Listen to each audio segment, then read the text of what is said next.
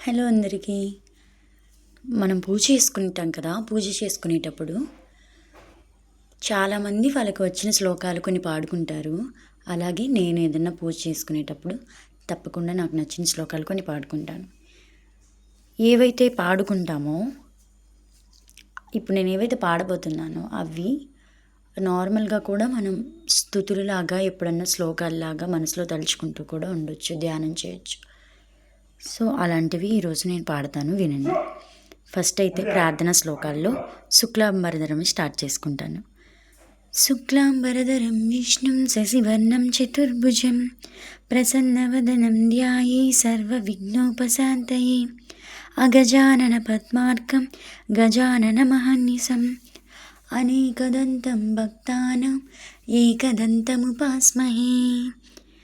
గురు బ్రహ్మ గురు విష్ణు గురుదేవో మహేశ్వర గురు సాక్షాత్ పరబ్రహ్మ తస్మై శ్రీ గురవే నమః. నెక్స్ట్ విష్ణు స్తుతి పాడుకుంటాను.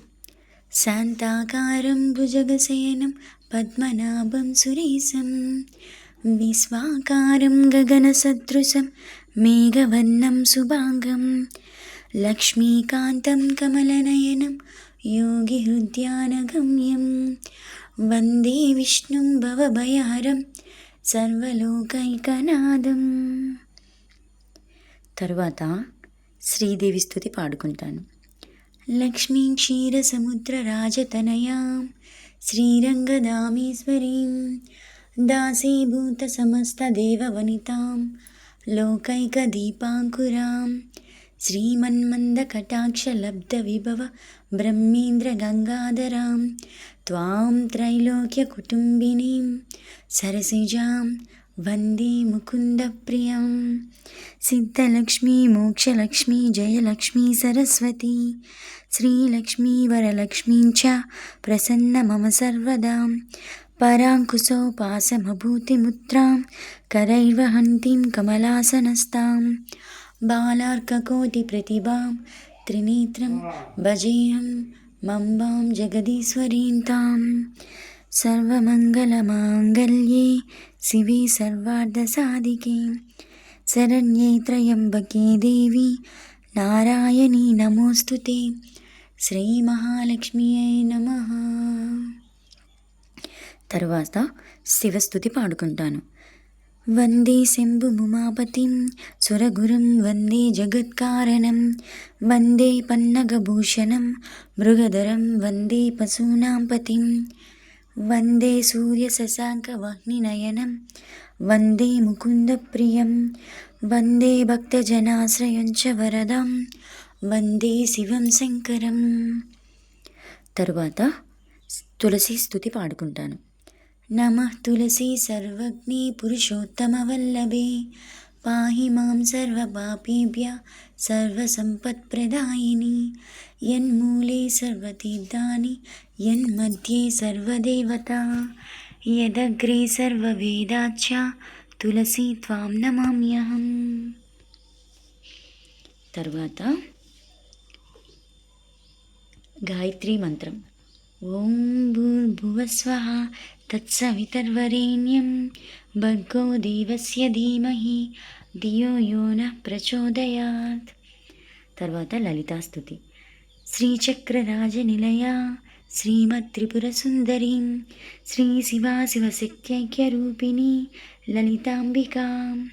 తర్వాత రామస్తుతి.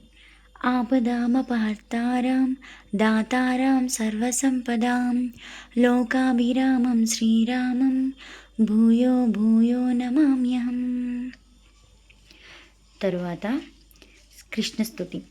కృష్ణం కమలపత్రాక్షం పుణ్యశ్రవణకీర్తనం వాసుదేవం జగద్యోనిం నమో నారాయణం హరిం కృష్ణాయ యాదవేంద్రాయ జ్ఞానముద్రాయ యోగినే నాదాయ రుక్మిణీసాయ నమో వేదాంతవేద్యనే. తర్వాత శ్రీనివాస స్తుతి పాడుకుంటాను.